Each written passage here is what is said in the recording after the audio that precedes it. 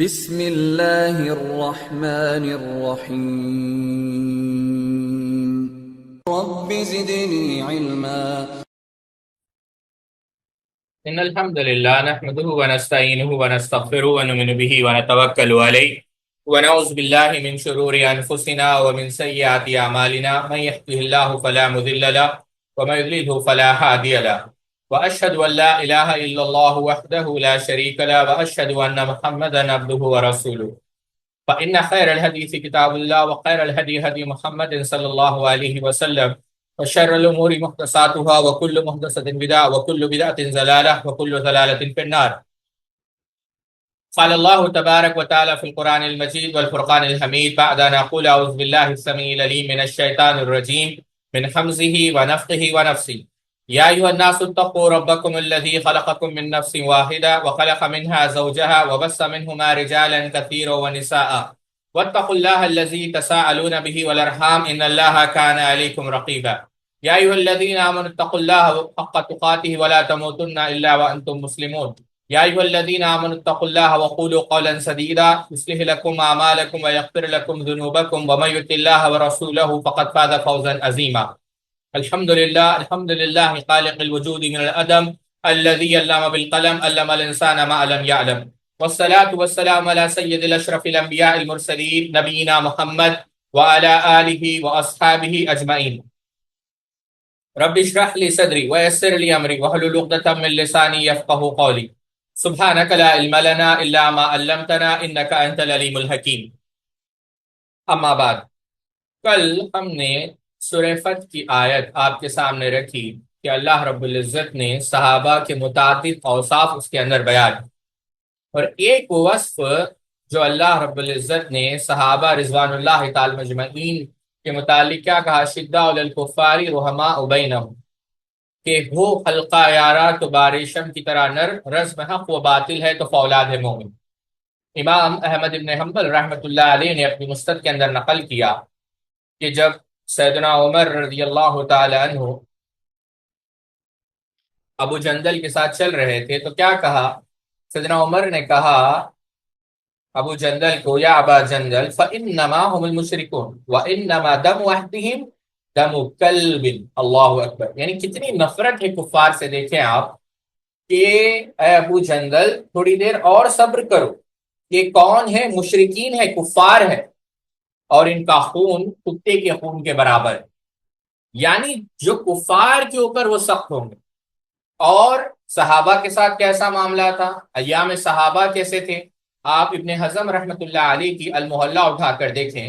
عبداللہ ابن عباس رضی اللہ تعالیٰ عنہ کہتے ہیں کہ جب سیدنا عمر رضی اللہ تعالیٰ عنہ حالت حرام میں مقام جحفہ پر یعنی غدیر پر جہاں پر پانی کا حوض تھا کیا کرتے تھے، وہاں پر غوطہ لگاتے تھے اور یہ مقابلہ کرتے تھے صحابہ کے ساتھ کہ آیا پانی کے اندر سانس بہت دیر تک جو ہے کون روک سکتا ہے. اللہ اکبر. یعنی ایک دم، یعنی جو مومن کے ساتھ جو تعلق ہے وہ کافر کے ساتھ ہے. بلکہ ابن عباس ابن عمر جو ظاہر سی بات ہے سیدنا عمر کے مقابلے میں چھوٹے تھے عمر میں، وہ بھی جو ہے ان کے ساتھ مقابلہ کیا کرتے تھے. تو صحابہ رضوان اللہ تعالی مجمعین سبحان اللہ یعنی کفار پر جو ہے سخت تھے اور مؤمن پر جو ہے کافی نرم. اور اسی آیت کے اندر، یہ آیت کل ہم نے جیسا ذکر کیا، ابن کثیر نے بھی اور متعدد علماء نے بھی اس آیت کو دلیل بنایا کہ یہ آیت یعنی جو صحابہ کے متعلق یا صحابہ کی گستاخی کرتا ہے. بلکہ ابو منصور عبد القاہر طاہر بغدادی رحمہ اللہ نے کیا کہا، قالوا بالتکفیر کل من اکفر واحد من العشرة الذین شہد لهم النبی صلی اللہ علیہ وسلم بالجنہ وقالوا بموالات جمیع ازواج رسول اللہ صلی اللہ علیہ وسلم واکفر من اکفرہن او اکفر بعضہن. یعنی اہل علم نے عشر مبشرہ میں سے کسی ایک بھی تکفیر کرنے والے، یعنی کسی ایک بھی تکفیر کرنے والے کی تکفیر کی، یعنی کوئی بھی صحابہ کے بارے میں برا بھلا کہے، ان کی تکفیر کرے، گویا وہ خود کافر ہے. اور یہی بات ازواج مطہرات کے متعلق بھی. بلکہ کیا کہا، یہ جو روافض صحابہ کی تکفیر کرتے ہیں، اہل سنت کی تکفیر کرتے ہیں، ہم ان کی تکفیر کرتے ہیں. ہمارے نزدیک نہ ان کی جنازے کی نماز، آپ الفاظ پر غور کریں، وَلَا تَجُوزُ الصَّلَاةُ عَلَيْهِمْ عِندَنَا وَلَا الصَّلَاةُ خَلْفَهُمْ.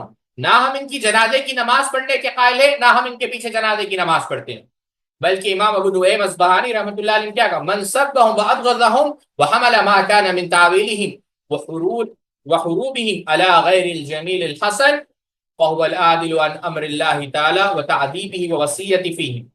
کہا کہ جس نے صحابہ اکرام کو برا کہا، ان سے بغض رکھنا، ان کی تعویلات اور جنگوں کو بطور مذمت پیش، یعنی ان کی جو تعویلات ہیں، ان کی جنگوں کو بطور مذمت پیش کیا، تو وہ ان کے بارے میں اللہ کے حکم اور اس کے بیان کردہ ادب وصیت سے جو عدول کر رہا ہے، یعنی بغاوت کر رہا، صحابہ کے متعلق زبان درازی کرنے والا اس لیے کرتا ہے کہ نبی کریم صلی اللہ علیہ وسلم کے صحابہ اکرام اور اسلام اور اہل اسلام کے بارے میں اس کا دل برا ہو چکا ہے.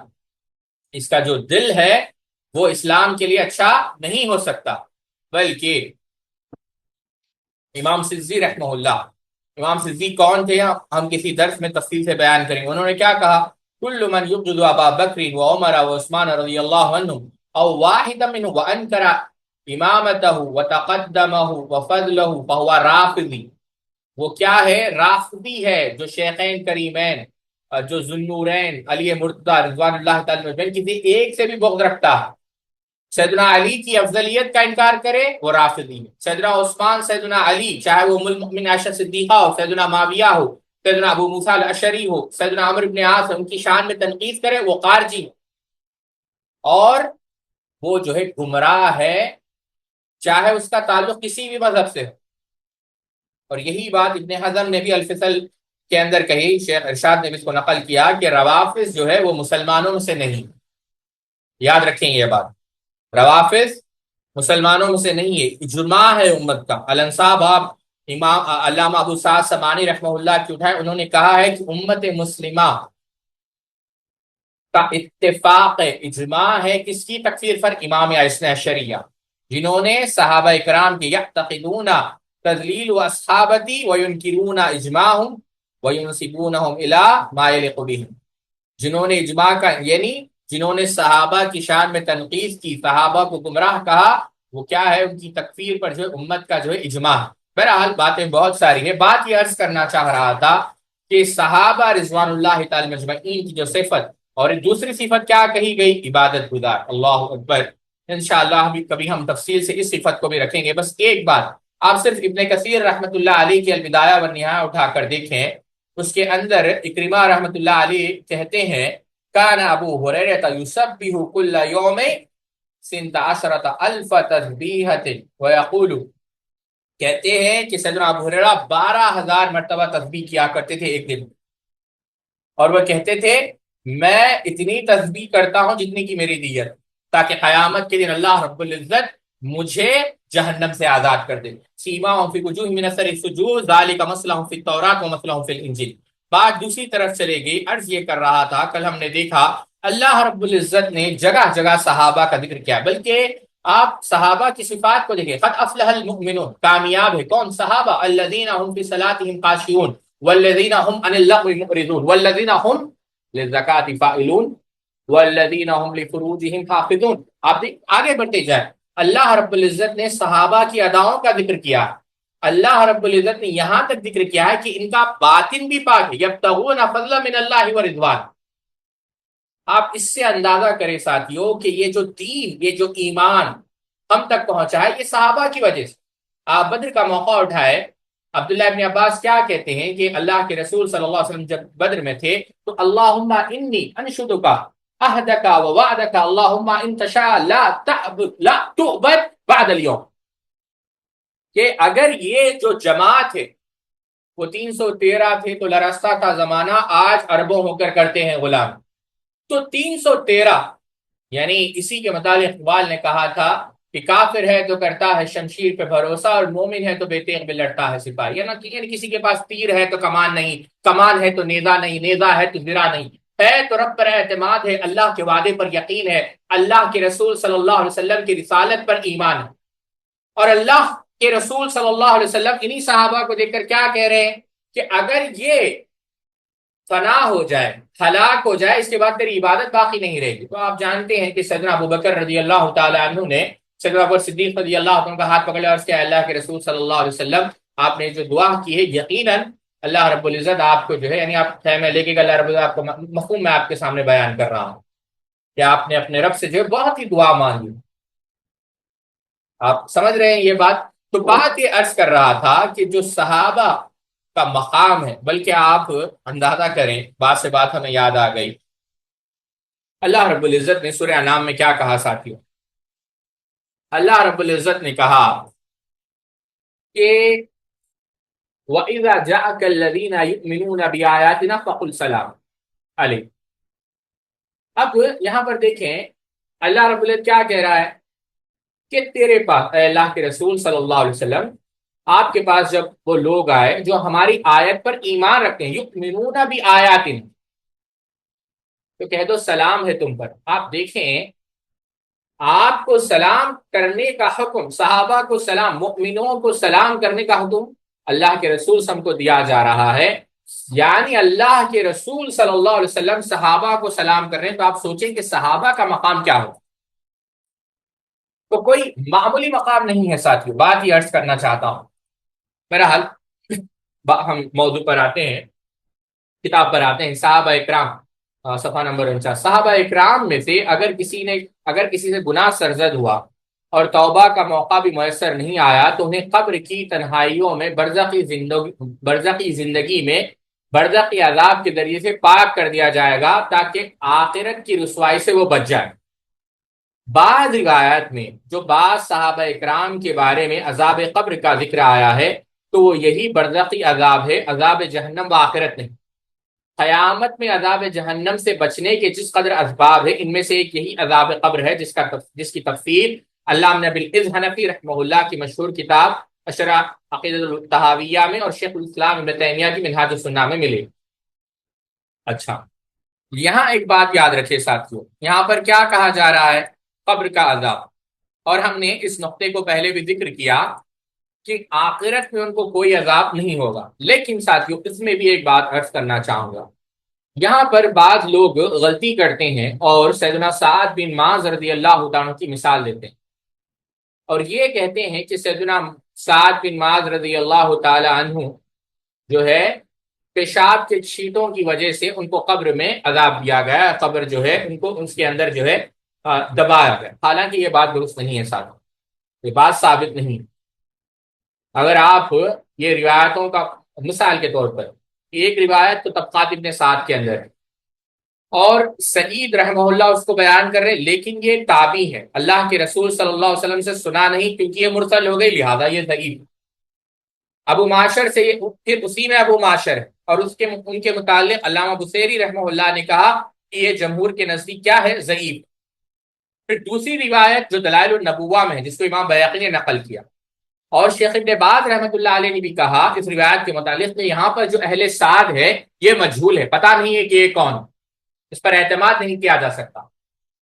ایک تیسری روایت جو ابن جوزی رحمہ اللہ نے نقل کی، لیکن خود ابن جوزی رحمۃ اللہ علیہ کیا کہتے ہیں جو الموضوعات کے اندر ابن جوزی رحمۃ اللہ علیہ نے ایک روایت نقل کی عبداللہ ابن عباس رضی اللہ تعالیٰ عنہ سے، لیکن اس کی بھی سند باطل ہے کیونکہ قاسم بن عبد الرحمن جو اس کے اندر ہے وہ ضعیف. اور امام ابن معین نے کہا کہ لیس بشیء، ان کا یہ کسی کام کے نہیں. ایک اور روایت حسن بصری سے مروی، وہ بھی اس میں بھی مسئلہ یہی ہے ساتھیوں کہ جو حسن بصری سے مروی ہے اس کے اندر بھی کیونکہ اس کی جو سند ہے وہ منقطع ہے، امام جوزی رحمۃ اللہ علیہ نے یہ بات کہی. اچھا، ایک اور روایت جو حالانکہ اس کے برخلاف جو صحیح روایت آپ کو ملے گی اس کے اندر آپ کو اس کا ذکر نہیں ملے گا، جو مسند احمد کے اندر ہے کہ اللہ کے رسول صلی اللہ علیہ وسلم نے کیا کہا کہ قبر ایک بار ضرور دبوچی جاتی، لو کان احد ناجیا منها نجا سعد بن معاذ. اب یہاں پر اس کا ذکر نہیں ہے اور پتہ یہ چلا کہ یہ سند صحیح ہے جس کے اندر یہ ہے کہ قبر دبوچی جائے گی، اگر اس میں سے کوئی بچ سکتا تو وہ سیدنا سعد بن معاذ رضی اللہ تعالیٰ عنہ. تو یہ بات کیونکہ مشہور ہے لیکن ثابت نہیں ہے ساتھیوں، اس کا آپ کو علم رکھنا چاہیے. اچھا، تو بات یہ عرض کر رہا تھا قبر کے متعلق، ٹھیک ہے. پھر آگے چل کر شیخ نے کہا، اللہ تعالیٰ ارشاد فرماتے ہیں لقد تاب اللہ علی النبی والمہاجرین، یہ سورہ توبہ کی آیت ہے، لقد تاب اللہ علی النبی والمہاجرین والانصار الذین اتبعوا تبعوا في ساعة الأسرة من بعد ما كاد يزيغ قلوب فريق منهم ثم تاب عليهم إنه بهم رؤوف رحیم۔ اللہ رب العزت نے کہا کہ اللہ تعالیٰ نے یقیناً نبی کریم صلی اللہ علیہ وسلم اور ان مہاجرین و انصار کی توبہ قبول فرمائی جنہوں نے مشکل گھڑی میں بھی نبی کریم صلی اللہ علیہ وسلم کی پیروی کی۔ اس کے بعد کہ قریب تھا ان میں سے ایک فریق کے دل ٹیڑے ہو جائے، پھر اللہ تعالیٰ نے معاف کر دیا، بلا شبہ وہ ان پر بہت شفقت کرنے والا، نہایت رحم والا۔ اب یہاں پر دیکھیں علامہ ابن قیم رحمۃ اللہ علیہ نے مدارج السالکین شرح منازل السائرین کے اندر آیت کی تفسیر میں ایک لطیف نقطہ بیان کیا ہے ساتھ کہ جو بندہ ہوتا ہے وہ دو توبوں کے درمیان ہوتا ہے، دو توبہ۔ اس آیت کی تفسیر میں یہ بات ایک کہ پہلے اللہ تعالیٰ اسے توبہ کی توفیق دے، یعنی اس کے بعد وہ توبہ کرے۔ آپ غور کریں کہ اللہ تعالیٰ پہلے جو ہے ان کو توبہ کی توفیق دے، جس کی توفیق کی وجہ سے وہ توبہ کرے۔ آپ سمجھ رہے ہیں میری بات؟ اور اس کے بعد یعنی اگر تفصیل میں آپ جانا چاہیں یہ ہمارا موضوع نہیں، لیکن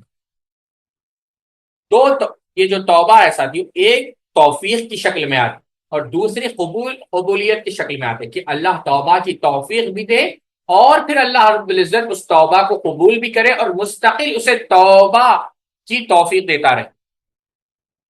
اور اللہ رب العزت نے یہ صحابہ کے ساتھ کیا ہے۔ حضرت شاہ عبد القادر محدث دہلوی جو شاہ ولی اللہ کے بیٹے تھے، انہوں نے فرمایا کہ مشکل گھڑی میں ان کے دلوں میں جو قطرات تھے، جو خیالات تھے، وہ بھی اللہ رب العزت نے معاف فرما دی۔ اللہ تعالیٰ کی اسی رحمت کا تقاضا ہے کہ صحابہ اکرام سے اگر کوئی خطا سرزد ہوئی تو انہیں توبہ کی توفیق عطا فرما دے گا اور اسباب مغفرت میں سے کوئی ذریعہ ان کی بخشش کا بنا دے گا۔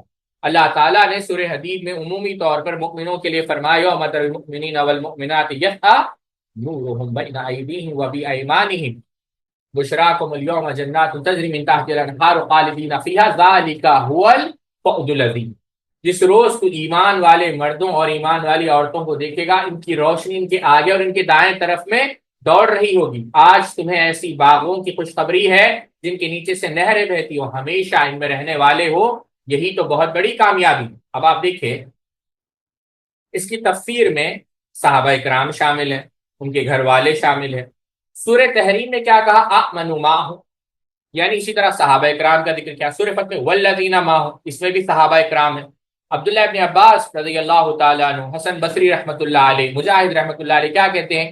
مومن جب منافقوں کا نور ختم ہوتا ہوا دیکھیں گے تو اللہ تعالیٰ سے عرض کریں گے اللہ ہمارا نور پورا رکھ۔ یہ ان کی طرف سے گویا کیا ہے؟ تواضع اور بندگی کا اظہار اور اللہ تعالیٰ کی قدرت کاملہ کا اعتراف۔ ایک اور مقام پر انہی خوش نصیبوں کے بارے میں کیا فرمایا؟ لیکن الرسول والذین آمنوا معہ جاہدوا باموالہم وانفسہم واولئک لہم الخیرات واولئک هم المفلحون، کہ یہ کامیاب لوگ ہیں۔ اس سے بھی واضح ہوا کہ صحابہ اکرام قیامت کے روز اللہ تعالیٰ کی ناراضی سے محفوظ ہے اور فلاح و فوزان کا مقدار ہے۔ اور جو عذاب قبر کا ذکر کیا گیا ہے وہ صرف کفارہ ہے نہ کہ، اور اس میں بھی یہ دیکھا جائے گا کہ آیا وہ روایت صحیح ہے یا نہیں، یہ بات بھی یاد رکھیں۔ جہنم کے عذاب کا کسی بھی نص قطعی میں اس کا ذکر نہیں۔ دوسری بات، صحابہ اکرام جنتی ہے۔ اللہ رب العزت نے سورہ توبہ میں کیا کہا؟ اس کو بھی غور سے سنیں۔ لا يستوي القاعدون من المؤمنین غیر اولي الضرر والمجاہدون فی سبیل اللہ باموالہم وانفسہم فضل اللہ المجاہدین باموالہم وانفسہم علی القاعدین درجہ وکلا وعد اللہ الحسنی۔ اللہ رب العزت نے ایمان والوں میں سے بیٹھ رہنے والے جو کسی تکلیف میں نہیں اور اللہ کے راستے میں اپنے مالوں اور جانوں کے ساتھ جہاد کرنے والے برابر نہیں، اللہ نے اپنے مالوں اور جانوں کے ساتھ جہاد کرنے والوں کو بیٹھ رہنے والوں پر درجے میں فضیلت دی اور ہر ایک سے اللہ نے اچھی جزا جنت کا وعدہ کیا۔ سورۃ النساء کی اس آیت میں غزوہ بدر میں شریک ہونے والوں کے لیے کسی معذوری کے بغیر شریک نہ ہونے والوں سے درجے کی بلندی اور برتری کا ذکر کیا ہے۔ اس فرق سے مرتبے کے باوجود فرمایا وَكُلًّا وَعَدَ اللَّهُ الْحُسْنَىٰ، اللہ کا وعدہ دونوں کے لیے جنت کا ہے۔ غزوہ بدر میں شریک ہونے والوں کے بارے میں درجات کی بلندی، مغفرت و رحمت کی بشارتیں۔ اہل بدر ہی کے بارے میں رسول اللہ صلی اللہ علیہ وسلم فرمایا کہ جو تم چاہو عمل کرو میں تمہارے لیے جنت، یعنی اللہ تعالیٰ نے کہا جو تم چاہے عمل کرو میں تمہارے لیے جنت واجب کر دیا ہے، مگر بدر میں شریک نہ ہونے والے بھی سعادت سے محروم نہیں، اللہ نے دونوں کے ساتھ جنت کا وعدہ کیا ہے۔ بالکل یہی بشارت اس اسلوب میں فتح مکہ سے پہلے اللہ کی راہ میں اپنی جان و مال جہاد کرنے والوں کے بارے میں نازل ہوئی۔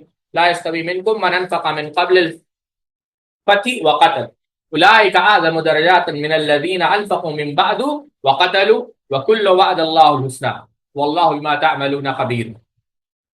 اب دیکھیں یہ فتح مکہ کے بارے میں اس آیت میں اللہ سبحانہ وتعالیٰ نے صحابہ اکرام کی درجہ بندی کی، ایک جو فتح مکہ سے پہلے اسلام لائے اور ایک جو فتح مکہ کے بعد اسلام لائے۔ آپ سمجھ رہے ہیں میری بات؟ لیکن دونوں کے ساتھ اللہ رب العزت نے جنت کا وعدہ کیا۔ الحسنہ کا لفظ جنت ہی کے معنی میں قرآن مجید میں متعدد مقامات پر آیا ہے، للذین احسنوا الحسنى وزیادہ۔ اچھا، حدیث و آثار میں وضاحت ہے کہ الحسنہ سے مراد جنت اور زیادہ سے مراد اللہ تعالیٰ کا دیدار ہے۔ ان الذین سبقت لهم منا الحسنى اولئک عنها مبعدون۔ اب صحابہ اکرام سے حسنہ کا وعدہ کیا، اور حسنہ کا وعدہ یہ ہے کہ جہنم سے دوری، اتنا دوری کہ لا يسمعون حسیسها، وہ اس کی آہٹ بھی نہیں سنیں گے۔ تو ان آیتوں کو رکھ کر ساتھیوں جو نقطہ بیان کرنا چاہ رہے ہیں شیخ یہاں پر کہ صحابہ کے درجات، وہ صحابہ کی فضیلت کچھ اور ہے جو بدر میں شامل تھے، وہ صحابہ کی فضیلت کچھ اور ہے جنہوں نے ہجرت کی، وہ صحابہ کی فضیلت کچھ اور ہے جو فتح مکہ سے پہلے اسلام لائے، ان کی فضیلت کچھ اور ہے جو فتح مکہ کے بعد اسلام لائے، جو صلح حدیبیہ کے وقت جنہوں نے بیعت کی ان کا مقام کچھ اور ہے، احد میں شامل ہونے والوں کی فضیلت کچھ اور ہے۔ یعنی ہر ایک کی فضیلت ہے، درجات ہے، ہر ایک کا مقام ایسا ہے جیسے انبیاء علیہ الصلوۃ والسلام میں درجات ہے، اسی طریقے سے صحابہ میں درجات ہیں۔ لیکن بات یہ ہے کہ اللہ رب العزت نے جنت کا وعدہ تمام لوگوں سے کیا، یہ بات یاد رکھیں آپ، یعنی جنت تمام صحابہ، یہی وجہ ہے ابن حزم رحمۃ اللہ علیہ نے کیا کہا، قطعاً یہ بات قطعی طور پر ہے، اس میں کوئی ظن نہیں کہ تمام صحابہ جنتی ہے۔ اور کوئی ابن حزم رحمہ اللہ کا کلام مکمل پڑھنا چاہے تو ان کی کتاب الفصل پڑھے۔ اگلے صفحے میں جائیں، یہاں یہ بات بھی دیکھیں کہ حضرت علی رضی اللہ تعالیٰ عنہ نے، یہاں یہ بات بھی دیکھیے کہ سیدنا علی رضی اللہ تعالیٰ عنہ نے سورہ انبیاء کی یہی تلاوت کی، اور کیا سورہ انبیاء کی یہی آیت تلاوت کی اور کہا عثمان من، کہ جن کے لیے الحسنہ کا وعدہ ہے ان میں سیدنا عثمان رضی اللہ تعالیٰ عنہ بھی۔ بلکہ ساتھیوں یہ تو سیدنا عثمان ہے، اللہ اکبر، میں جو بات کہہ رہا ہوں اس کو یاد رکھیں آپ۔ امام نبی شیبہ رحمۃ اللہ علیہ نے مصنف کے اندر نقل کیا، یزید ابن الاسم رحمہ اللہ کہتے ہیں کہ سأل علی رضی اللہ عنہ ان قتل یوم صفین فقال قتلنا، غور کریں، فقال شیخ سعد الشتری، ابو حبیب سعد الشتری نے اس کی سند کو صحیح کہا، آپ جو اس کی جلد آپ اٹھا کر دیکھیں 21ویں جلد، اس کے اندر اس کی سند کو صحیح کہا سیدنا علی رضی اللہ عنہ کو پوچھا گیا صفین کے متعلق، جنگ صفین کے متعلق، تو کیا کہا، قتلنا وقتلهم فی الجنہ ویسیر الامر الی والی معویہ، کہ ہماری طرف سے جو لوگ شہید ہوئے اور ان کی طرف سے جو لوگ شہید ہوئے، جو دونوں جگہ جو چاہے وہ قاتل ہو چاہے وہ مقتول ہو، چاہے ادھر کے قاتلین ہو ادھر کے مقتول، دونوں طرف جو مقتولین ہیں جن کا قتل ہوا، قاتل نہیں، وہ کہاں ہے، جنت کے اندر۔ اللہ اکبر، وہ کہاں ہے، جنت کے اندر۔ بلکہ جب سیدنا علی رضی اللہ تعالیٰ عنہ اور سیدنا معاویہ میں صلح ہوئی تو سیدنا علی جو ہے جب وہاں سے گزرے تو سیدنا علی نے کہا کہ یہ لوگ کہاں ہیں، یہ جنت میں، اور پھر سیدنا معاویہ کے لوگوں سے گزرے تو کہا یہ بھی جنت میں۔ بلکہ آگے کہا کہ سیدنا معاویہ رضی اللہ تعالیٰ، سیدنا علی کے الفاظ ہیں، امام عساکر رحمۃ اللہ علیہ نے تاریخ دمشق کے اندر اس کو نقل کیا کہ سیدنا معاویہ رضی اللہ تعالیٰ کی بھی مغفرت ہوگی، اللہ انہیں معاف کر دے گا۔ اور یہ بات مجھے غور سے سنیں، سیدنا علی نے کیا کہا، یہ بات مجھے ہاکذا اخبرنی حبیبی، یہ میرے حبیب اللہ کے رسول صلی اللہ علیہ وسلم نے کہا۔ اللہ اکبر، بات سے بات یاد آ گئی، بات یہ عرض کر رہا تھا، یہ تو سیدنا عثمان ہے۔ صحابہ اکرام میں دو طبقے یا دو گروہ تھے، مہاجرین والانصار، والسابقون الاولون من المہاجرین والانصار والذین اتبعوهم بإحسان رضی اللہ عنہم ورضوا عنہ وَأَعَدَّ لَهُمْ جَنَّاتٍ تَجْرِي مِن تَحْتِهَا الْأَنْهَارُ خَالِدِينَ فِيهَا أَبَدًا ذَلِكَ الْفَوْزُ الْعَظِيمُ۔ اب ابو موسیٰ الاشعری، امام نے سعید ابن مسیب ابن سیرین قتادہ کہتے ہیں کہ مہاجرین انصار مراد ہے، سابقین و اولین، اور کون جو تحویل قبلہ سے پہلے مسلمان ہو، قبلہ بدلنے سے پہلے، عطا ابن ابی رباح یا عطا یہاں پر سمجھ عطا، امام عطا اور محمد ابن کعب فرماتے ہیں جو غزوہ بدر میں شریک ہوئے وہ ہے۔ امام عامر بن شابی کہتے ہیں کہ جو صلح حدیبیہ میں شمار ہوئے، گویا سابقین و اولین مہاجرین و انصار کے بارے میں غیر مشروط طور پر اور جو ان کے متبع ہے بشرط احسان، ان سب کے لیے اللہ تعالیٰ نے اپنی رضا کا اظہار فرمایا ہے۔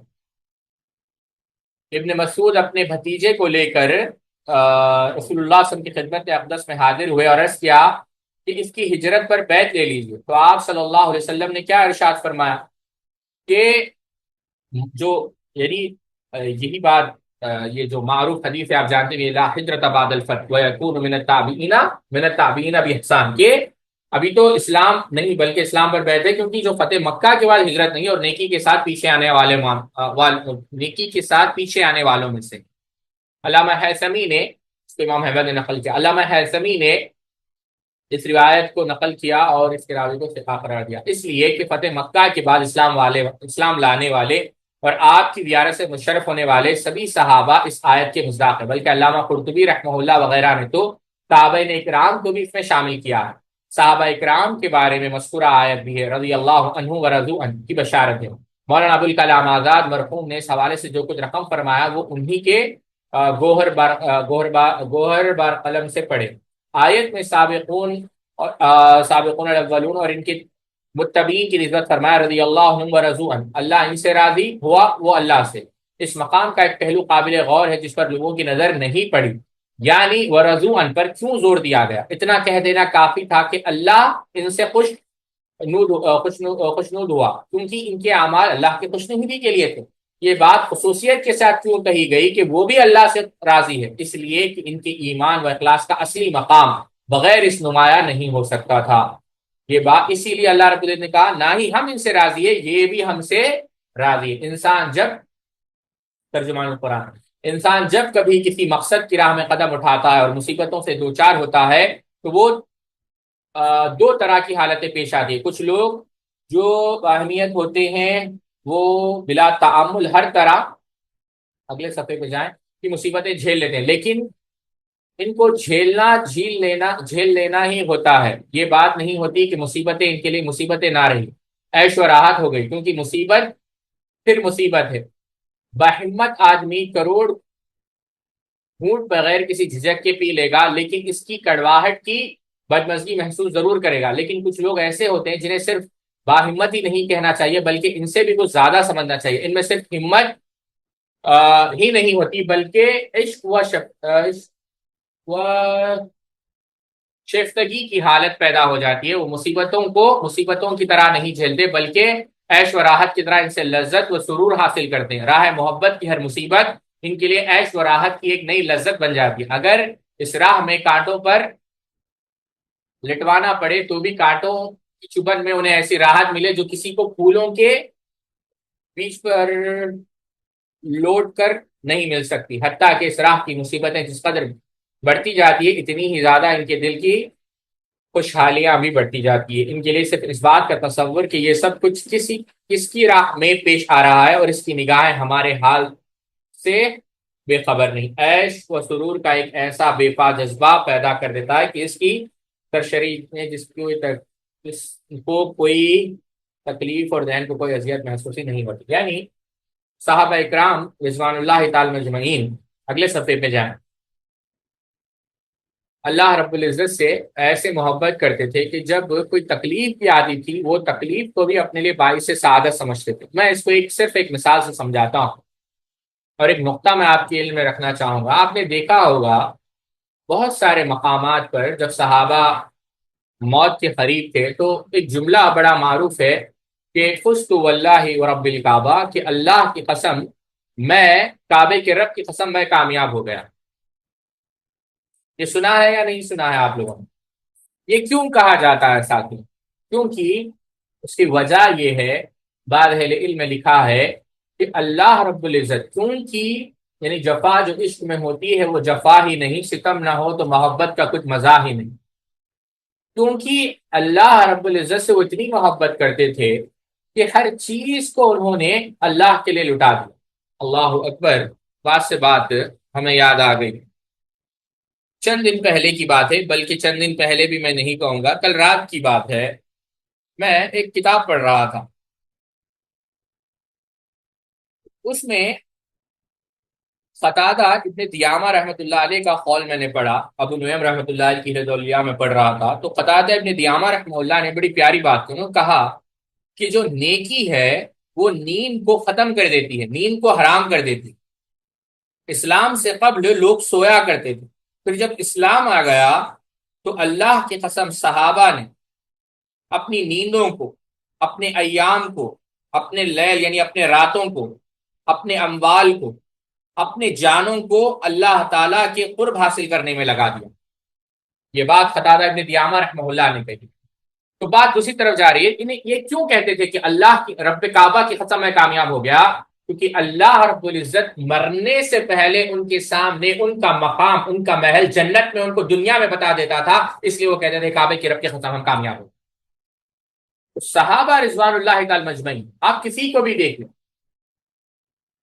وہ ہمیشہ دین کے لیے قربانی دینے کے لیے تیار، بس یعنی آپ دیکھیں بڑا مشہور واقعہ ہے عبداللہ ابن مسعود سے بھی، عبداللہ ابن رواحہ سے بھی، یعنی اتباع کا عالم دیکھیے کہ اللہ کے رسول نے کہا بیٹھ جاؤ، وہ بیٹھ گئے، یعنی اللہ کے رسول نے کہا ہم نے تم کو تو نہیں کہا بیٹھنے کے لیے، تو شاعر کی زبان میں کیا کہا ہوگا کہ درد مندوں کو نہ پوچھ کہاں بیٹھ گئے، ان کی محفل میں غنیمت ہے جہاں بیٹھ گئے، ہے غرض دید کام تکلف سے نہیں، کہا ادھر بیٹھ گئے، کہا ادھر بیٹھ گئے۔ تو بے انتہا محبت تھی اللہ سے، بے انتہا محبت تھی اللہ کے رسول سے صلی اللہ علیہ وسلم۔ آپ دیکھیں عدی بن حاتم رضی اللہ تعالیٰ عنہ کیا کہتے ہیں، کل تو فی یعنی جب دنیا سے گئے تو عالم میں گئے کہ ان سے زیادہ عیش و خوشحالی میں شاید کسی نے دنیا چھوڑی ہے۔ بدر اور احد کے شہیدوں کے حالات، یعنی یہاں پر پورے صحابہ کی مثالیں انہوں نے شیخ بیان کر رہے ہیں کہ صحابہ کا ایمان دیکھ، یہ کیوں بیان کیا جا رہا ہے ساتھیوں، اس کی وجہ ہے، وہ وجہ میں آپ کے سامنے رکھ کر اگلے صفحے پہ جاتا ہوں۔ وجہ یہ ہے کہ بعض روافض اور بدبخت یہ کہتے ہیں کہ صحابہ رضوان اللہ تعالی مجمعین نے اسلام قبول کیا عہدہ حاصل کرنے کے لیے، نعوذ باللہ من ذالک۔ اب سوال یہاں پر پیدا ہوتا ہے کہ مکہ میں کون سا عہدہ تھا؟ بھائی یہ جو فتوحات ہے، یہ جو مال غنیمت ہے، یہ جو زمین ہے، یہ تو بعد میں آنے والی چیزیں ہیں، مدینہ کے دور کے بعد جنگیں شروع ہوئی۔ مکہ میں کیا تھا؟ اتنی سختیاں برداشت کرنے کی وجہ کیا تھی؟ بچے جو ہے ان کے سامنے ذبح کیے جا رہے ہیں، بیوی کو مارا جا رہا ہے، شوہر کو جو ہے ذبح کر دیا جا رہا ہے ریوڑ کی طرح، بکروں کی طرح۔ تو کیا یہ دنیا کی ہرسی؟ نعوذ باللہ میں نہیں، اللہ سے محبت۔ سعد ابن ربی جنگ احد کا واقعہ ہے، سعد ابن ربی نے لوگوں کو دیکھا، اور آپ دیکھیں زخمیوں میں پڑے ہیں، سانس توڑ رہے ہیں، تو پوچھا کوئی وصیت کریے، تو کہا کہ اللہ کے رسول کو میرا سلام پہنچا دینا اور قوم سے کہنا کہ ان کی راہ میں جانیں نثار کرتے رہے۔ اللہ اکبر، اگلے صفحے پہ جائیں، یعنی آخری حالت میں ہے، اور کہتے ہیں کہ اور بلکہ آگے کہا کہ اگر تم اللہ کے رسول کا دفاع نہیں کرو گے تو قیامت کے دن اللہ کے پاس ہمارے پاس کوئی عذر نہیں رہے گا۔ اور یہی حال عورتوں کا رضی اللہ تعالیٰ عنہ، اور سیدہ خنسا کا واقعہ آپ نے سنا ہوگا۔ تو بتانا مقصد یہ ہے ساتھیوں، اللہ کے رسول صلی اللہ علیہ وسلم نے یہی بات، بلکہ آپ انصار کے متعلق ہے، اللہ کے رسول صلی اللہ علیہ وسلم نے جب مہاجرین اور انصار، اللہ کے رسول نے جو یہ آخری بات کہی، سبحان اللہ، انسان کے رونگٹے کھڑے ہو جاتے ہیں، جو اللہ کے رسول نے انصار کو خطبہ دیا، الا ترضونا، کیا تم اس بات پہ راضی ہیں؟ اللہ اکبر، یذهب الناس بالشاة والبدیع، کہ لوگ جو ہے کیا لے کر جا رہے ہیں؟ مال غنیمت لے کر جا رہے ہیں۔ وتذهبون بالنبی الی رحال، کہ تم اپنے نبی کو اپنے ساتھ لے کر جا رہے ہو۔ سبحان اللہ، آپ روایت پڑھیں گے، اگلے صفحے پہ جائیں، آپ روایت پڑھیں گے تو پورے انصار رونے لگے اس بات کی کہ کیا ہی سعادت ہے کہ اللہ کے رسول صلی اللہ علیہ وسلم جو ہے ہمارے ساتھ جو جا رہے ہیں، رضینا، ہم راضی ہیں اس بات پر. تو یہ جو مقام ہے ساتھیوں، یعنی ایسا کتنا سیاہ دل ہوگا وہ، کتنا ہی برا دل ہوگا وہ، جن کے دلوں میں ایسے اشخاص سے نعوذ باللہ من ذالک جو ہے نفرت ہو. اللہ ہم سب کی حفاظت کرے. تو یہ صحابہ کا مقام ہے کہ اللہ یہ یعنی اللہ بھی ان سے راضی ہے اور یہ بھی اللہ سے راضی. جو نواں باب ہے میں اس کو بعد میں رکھوں گا، لیکن ساتھیوں یہاں پر ایک بات میں کوشش کروں گا کہ 10 منٹ میں آپ لوگوں کو سمجھاؤں. اللہ کرے کہ مجھے بات سمجھانے میں آسانی ہو. آپ اس سے ایک بات یاد رکھیے ساتھیوں جو ہمیں سمجھنا ہے کہ صحابہ، سبحان اللہ، آپ صرف اس پر غور کریں. آپ توبہ، ہم نے پہلی آیت جو آپ کے سامنے رکھی توبہ کے متعلق، اب دیکھیں آپ، آیت تو ہے توبہ کے متعلق، یعنی 3 صحابہ کی توبہ کے متعلق وہ واقعہ ہے، لیکن آپ آیت پر غور کریں گے، لقد تاب اللہ علی النبی، غور کریں آپ، اللہ رب العزت نے تینوں کے ساتھ نبی کریم صلی اللہ علیہ وسلم کا ذکر کیا، مہاجرین اور انصار کا ذکر کیا. کیوں ان تینوں کا مقام بلند کر دیا اللہ رب العزت نے؟ تاکہ قیامت تک جب قرآن پڑھتا جائے گا وہ تینوں کے ساتھ نبی کریم صلی اللہ علیہ وسلم، مہاجرین اور انصار کا نام بھی جو ہے پڑھے گا. اور جس طرح اللہ نبی کریم صلی اللہ علیہ وسلم کے ساتھ راضی ہے، اسی طرح مہاجرین اور انصار کے ساتھ بھی راضی ہے، اور اسی طرح ان 3 صحابوں کے ساتھ بھی اللہ رب العزت راضی. تو کوئی معمولی مقام نہیں ہے ساتھیوں صحابہ کا. میں صرف ایک واقعہ آپ کے سامنے رکھتا ہوں، آپ اس واقعے کو سامنے رکھیں کہ نبی کریم صلی اللہ علیہ وسلم جب عبداللہ ابن مکتوم رضی اللہ تعالیٰ کو دیکھا، جو نابینا صحابی،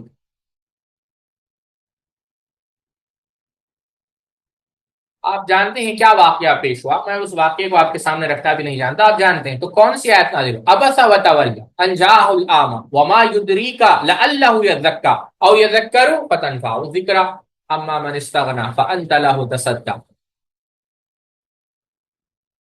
یعنی اے اللہ کے رسول صلی اللہ علیہ وسلم، یعنی سارے کفار جہنم میں جاتے ہیں تو جانے دو، لیکن جو صحابی ہیں نابینا ہیں وہ نہ جائیں. یہ صحابی کا مقام ہے. ساتھ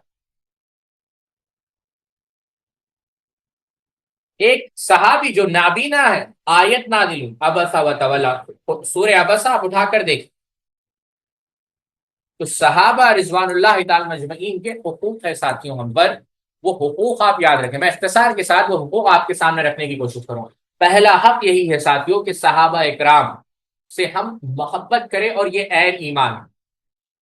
والذین جاءوا من بعدهم یقولون ربنا اغفر لنا ولاخواننا الذین سبقونا بالایمان ولا تجعل في قلوبنا غلا للذین آمنوا ربنا انک رؤوف رحیم. امام طحاوی نے یہی بات کہی کہ ہم رسول اللہ صلی اللہ علیہ وسلم کی صحابہ سے محبت کرتے ہیں، اور ان میں سے کسی ایک کی محبت میں افراد سے کام نہیں لیتے، اور نہ ان میں سے کسی ایک سے برات اظہار کرتے ہیں. جیسے آپ روافظ کو دیکھ لیں، 4 کو لے لیا، باقی کو مرتد قرار دے دیا. ناصبیوں کو لے لیں، اہل بیت سے جو ہے بغض ہے. ہم ایسا نہیں کرتے. ہم جب بھی انہیں یاد کرتے ہیں خیر کے ساتھ یاد کرتے ہیں. ان سے محبت دین، ایمان اور احسان ہے، اور ان سے بغض کفر ہے، نفاق ہے، سرکشی ہے. یہ ہمارا عقیدہ ہے ساتھ. بلکہ ایک بات جو سفیان ثوری رحمہ اللہ، جو شعیب بن حرب رحمہ اللہ نے بیان کیا، امام لالکائی رحمہ اللہ نے شرح اصول اعتقاد اہل سنہ والجماعہ میں اس کو نقل کیا. عاصم بن محمد رحمۃ اللہ علیہ کی مجلس میں سیدنا سفیان ثوری رحمہ اللہ کا ذکر کیا گیا، اور ان کے مناقب جو ہے گنانے لگے کہ وہ محدث تھے، فقیہ تھے، بہت بڑے تھے. بلکہ علماء نے لکھا ہے کہ فقہ میں ابو حنیفہ سے زیادہ اور حدیث میں امام مالک سے بھی زیادہ آپ کا مقام تھا رحمہ اللہ اجمعین.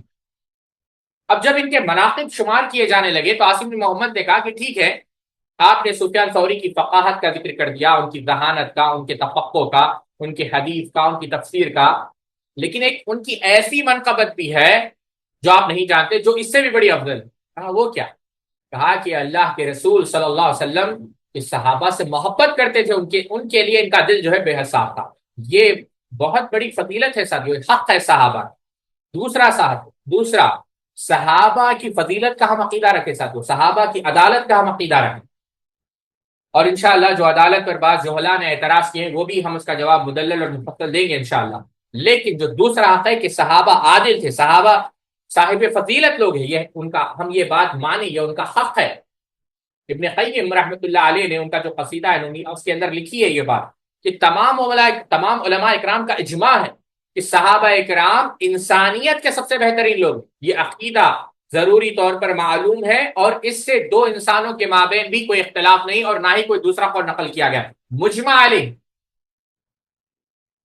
سمجھ رہے ہیں آپ بات؟ بلکہ انہی کے استاد شیخ الاسلام علامہ تیمیہ رحمۃ اللہ علیہ نے کیا کہا ساتھیوں؟ آپ نے کہا جو کوئی صحابہ اکرام کی سیرت کو علم و بصیرت کے ساتھ دیکھے گا، ان پر اللہ تعالیٰ نے کتنے ہی فضائل انعام کیا تھے، تو اسے پختہ یقین ہو جائے گا کہ انبیاء کے بعد سب سے بہترین اور افضل ترین لوگ یہی صحابہ، نہ ہی کوئی ان جیسا تھا اور نہ ہی ہوگا. وہ اس امت کے انتہائی بزرگ اور چنندہ لوگوں میں سے تھے جس امت کو اللہ تعالیٰ نے بہترین اور عزت والی امت بنایا. امت عزت والی ہے اور پھر اس امت میں اکرم اعلیٰ عرفہ صحابہ. شیخ الاسلام ابن تیمیہ نے مجموع الفتاوی کے اندر یہ بات کہی. تیسرا ساتھ صحابہ کے درجات، یعنی صحابہ کے درجات ہے ساتھ. جیسے یہ خود امام جعفر صادق نے کیا کہا، ہم نے ذکر کیا تھا، آپ الحجہ اٹھائے فی بیان المحجہ، کہ جو کوئی ابو بکر و عمر کی فضیلت کا قائل نہیں وہ سنت سے جاہل ہے، وہ عالم نہیں. امام شافعی رحمۃ اللہ علیہ نے کہا جو حضرت ابو بکر و عمر سے محبت رکھنا اور ان کی فضیلت معرفت حاصل کرنا یہ کیا ہے؟ سنت میں سے ہے. سمجھ رہے ہیں آپ اس بات کو؟ شیخ الاسلام علامہ تیمیہ رحمۃ اللہ علیہ نے ایک بات کہی اور بڑی، اور جمہور اہل علم بھی یہ بات کہتے ہیں کہ جہاں خواتین کے متعلق آپ بحث کر رہے کہ افضل ترین عورتیں کون ہیں، سیدہ خدیجہ، سیدہ فاطمہ، سیدہ عائشہ رضوان اللہ تعالی مجمعین، اور ان کی فضیلتوں کو ذکر کیا گیا کہ ان کا کیا مقام ہے، ان کا کیا مقام ہے. اچھا، صحابیات 3 افضل ہے اور اس میں بھی تطبیق دی گئی، وہ ایک الگ بحث ہے، انشاءاللہ کبھی تفصیل سے آپ کے سامنے وہ بات رکھیں گے.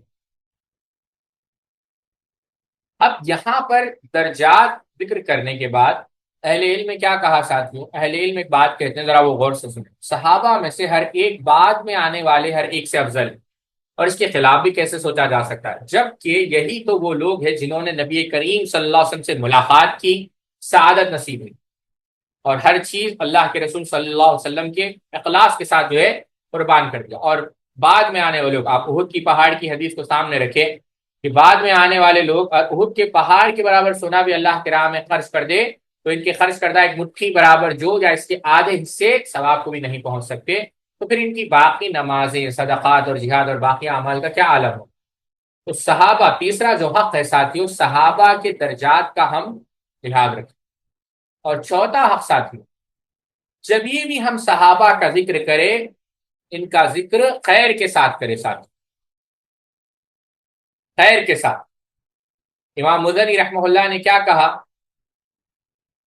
ان کی فضیلت بیان کی جائے گی اور ان کے افعال کے محاسن لوگوں میں نشر کیے جائیں گے، یعنی ذکر خیر کیا جائے گا. شرح السنہ اٹھا کر دیں. ابن ابی زمانین رحمہ اللہ نے کہا کہ اہل سنت والجماعت کا عقیدہ ہے کہ انسان کو نبی کریم صلی اللہ علیہ وسلم کے صحابہ سے محبت رکھنی چاہیے، ان کے محاسن بیان کرنا چاہیے، غلطیاں نہیں. اصول السنہ ان کی کتاب ہے.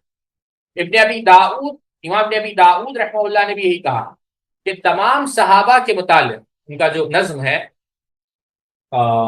جو ان کا کیا کہتے ہیں، سارے پویم ہے ان کا عقیدے کے اوپر، آپ اس کو اٹھا کر دیکھیں، منظومہ ابن ابی داؤد،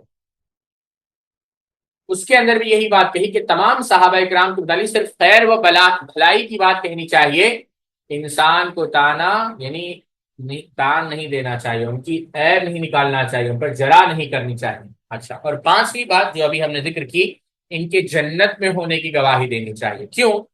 ابو عثمان الصابونی رحمۃ اللہ علیہ کہتے ہیں عقیدۃ السلف کہ نبی کریم صلی اللہ علیہ وسلم نے اپنے صحابہ اکرام سے جنہوں نے بطور خاص جنتی ہونے کی بشارت دی ہے، اہل سنت والجماعت ان کے لیے جنتی ہونے کی گواہی دیتے ہیں، یا ان کی طرف سے فرمان رسول صلی اللہ علیہ وسلم کی تصدیق اور آپ کے وعدے پر ایمان کا اظہار ہے.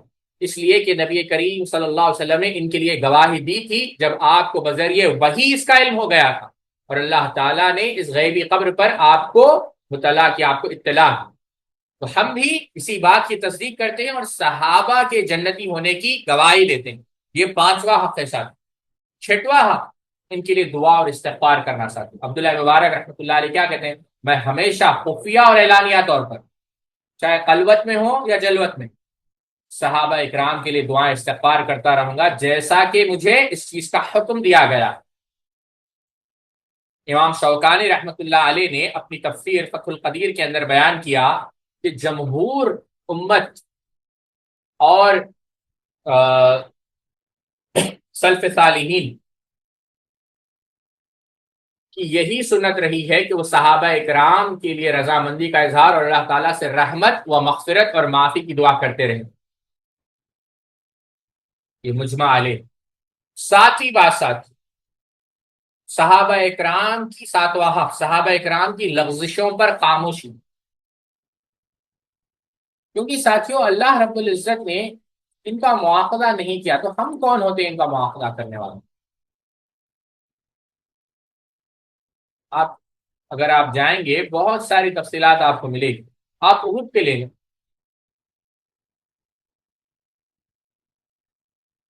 اب احد کا جو میدان ہے اس میں کیا ہوا آپ جانتے ہیں۔ صحابہ اکرام رضوان اللہ تعالی مجمعین سے اجتہادی غلطی ہوئی، پتہ جو ہے شکست میں بدل گئی، ہے کہ نہیں؟ لیکن اس غلطی کی، آپ سے صحیح بخاری کو آپ اٹھا کر دیکھیں، بڑا تفصیلی واقعہ ہے برا ابن عازب رضی اللہ تعالیٰ عنہ کی، میں اس پر نہیں جانا چاہتا، لیکن آپ پوری تفصیل پڑھیں گے آپ، کیونکہ یہ طلبہ ہے آپ سمجھتے ہیں۔ اب چاہیے تو یہ تھا کہ قرآن مجید میں اللہ تعالیٰ اس اجتہاد کی مذمت ہوتی کہ غلطی ہوئی ہے، لیکن ایسا نہیں ہوا۔ جبریل علیہ الصلاۃ والسلام آئے، اللہ کے رسول صلی اللہ علیہ وسلم جو ہے آپ دیکھیں کیا کہا، فَبِمَا رَحْمَةٍ مِّنَ اللَّهِ لِنتَ لَهُمْ وَلَا كُنتَ فَظًّا غَلِيظَ الْقَلْبِ لَانفَضُّوا مِنْ حَوْلِكَ۔ آپ پوری آیت پڑھیں، اللہ رب العزت نے کیا کہا سورہ عمران کی، آپ حیران ہو جائیں گے۔ اللہ رب العزت نے کہا کہ اے اللہ کے رسول صلی اللہ علیہ وسلم آپ ان کو معاف کر دیں، غور کریں، بس ان سے درگزر کریں، ان کے لیے بخشش کی دعا کریں، مشورہ کریں ان سے، پھر جب پختہ ارادہ کریں تو اللہ پہ بھروسہ کریں۔ اللہ تعالیٰ جو ہے ان اللہ یحب المتوکلین، توکل کرنے والوں سے محبت کرتا۔ اللہ نے انہیں معاف کر دیا۔ آپ دیکھیں کوئی پکڑ نہیں ہوئی وہاں پر، کیوں؟ اللہ جانتا ہے کہ نیتیں کیا تھیں۔ ابن عطا اللہ نے نقطہ بیان کیا، بعض لوگ کہتے ہیں کہ وہاں پر دنیا کے لیے بھاگے، نہیں ساتھیوں، دنیا کے لیے بھاگنے سے مراد، یہ نقطہ لکھے، وہ دنیا کے لیے اس لیے بھاگے تاکہ وہ مال جمع کر کر آخرت کے لیے تیاری کرے، تاکہ وہ صدقہ کرے، خیرات کرے، دنیا کی محبت ان کے دل میں نہیں۔ اللہ اکبر کبیرہ۔ تو کیا بات عرض کر رہا تھا؟ بات یہ عرض کر رہا تھا کہ صحابہ کی جب اللہ رب العزت نے ان کا مواخذہ نہیں کیا، ان پر گرفت نہیں کی، تو ہم کون ہوتے ہیں بعد میں آنے والے؟ سمجھ گئے آپ میری بات؟ تو بات یہ عرض کر رہا تھا کہ صحابہ کی لغزشوں پر خاموشی اختیار کی جائے، سر یہ بات یاد رکھیں۔ کیوں؟ پہلی بات، اگر انہوں نے گناہ کیا یا غلطی کی، توبہ کر لی ہوگی، اور یہ بات کسی پر مخفی نہیں، اور آپ جانتے ہیں کہ گناہ سے توبہ کرنے والا گویا ایسا ہے گویا اس نے گناہ کیا ہی نہیں۔ یا دوسری بات، ان کے گناہ ان کے نیک اعمال کے بدلے میں معاف کر دیے جائے۔ تیسری بات، ان کے اسلام کی طرف سبقت لے جانے والے اللہ کے رسول صلی اللہ علیہ وسلم مل کر جہاد کرنے کی وجہ سے ان کی گناہ معاف کر دیے گئے ہوں۔ چوتھی بات، اللہ کے رسول کی شفاعت ہے دنیا میں۔ پانچویں بات، دنیا میں آنے والے جو ہے آزمائشیں ہیں، یہ پورے اسباب ہیں جن کی وجہ سے ان کی خطائیں معاف ہو جائیں اور یقیناً معاف ہو۔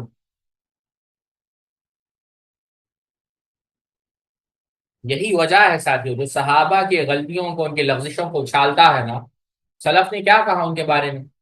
آپ امام بربہاری کی شرح السنہ اٹھا کر دیں، امام لالکائی کی اصول الاعتقاد اٹھا کر دیں، سفیان بن عیینہ نے کہا جو کوئی صحابہ کے متعلق ایک لفظ، ایک حرف زبان سے نکالتا ہے، یقیناً وہ بدعتی ہے، خواہشات نفس کا وہ پجاری ہے۔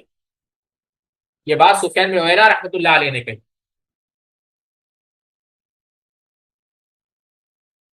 اور احمد بن حنبل نے کیا کہا؟ جو کوئی صحابہ میں کسی ایک کی شان میں بھی کوتاہی کرتا ہے، یا ان میں سے کسی ایک سے ہو جانے والی لغزش کی وجہ سے ان سے بغض رکھتا ہے، یا ان کی برائیوں کا تذکرہ کرتا ہے، تو یہ انسان یقیناً بدعتی ہے۔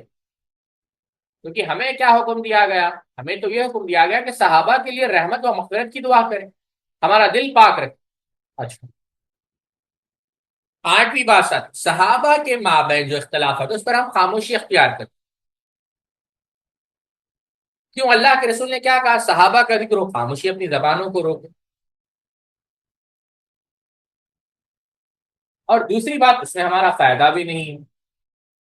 عمر بن عبدالعزیز رحمۃ اللہ علیہ نے، ہم جب صحابہ کے مشاجرات کو ذکر کریں گے، عمر بن عبدالعزیز نے کیا کہا؟ اللہ تعالیٰ نے اس خون سے میرے ہاتھ کو بچا رکھا، مجھے یہ بات ناپسند ہے کہ میں اپنی زبان میں اسے ڈبو، میں اپنی زبان کو اس میں ڈبو دوں۔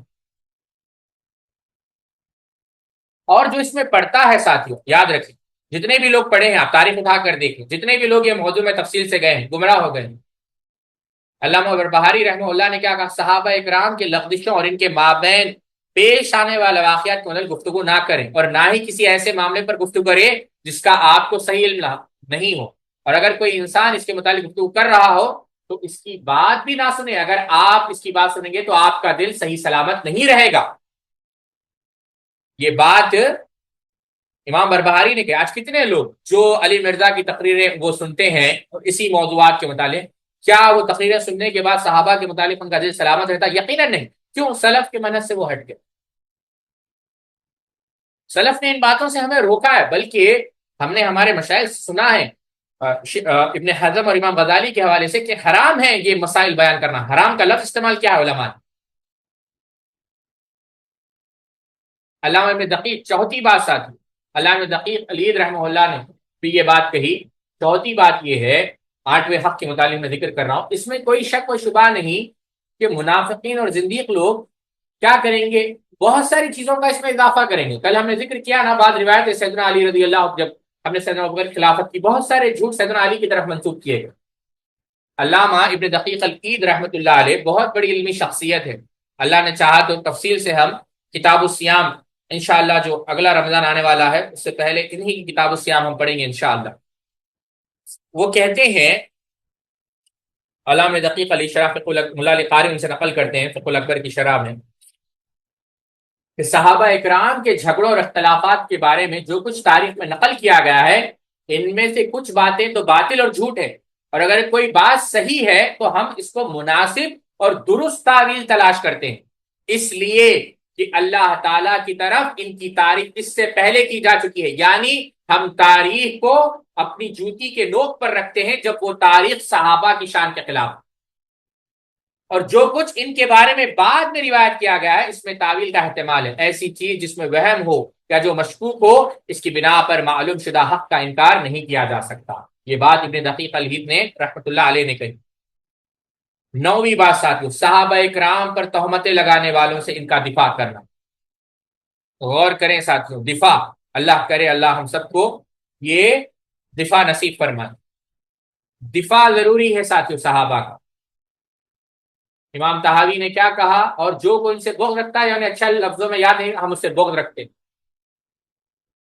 اور صحابہ کی دفاع کیا ہے کیسے؟ انشاءاللہ کل تفصیل سے ہم اسی سے اقتدا کریں گے۔ صحابہ کا دفاع خود اللہ رب العزت نے کیا ہے، اللہ کے رسول نے کیا ہے، صحابہ نے کیا ہے، تابعین نے کیا ہے۔ 14 سال کی تاریخ اہل علم ہمیشہ اہل حق صحابہ کا دفاع کرتے ہوئے آئے۔ اور 10ویں بات ساتھیوں، صحابہ کی اتباع، اور ہم نے دیکھا ابن قیم نے کتنے دلائل نقل کیے صحابہ کی اتباع پر۔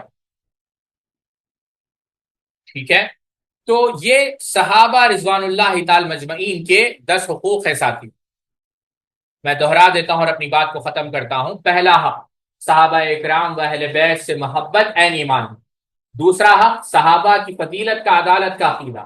تیسرا حق، صحابہ کے مابین درجات افضلیت کا عقیدہ۔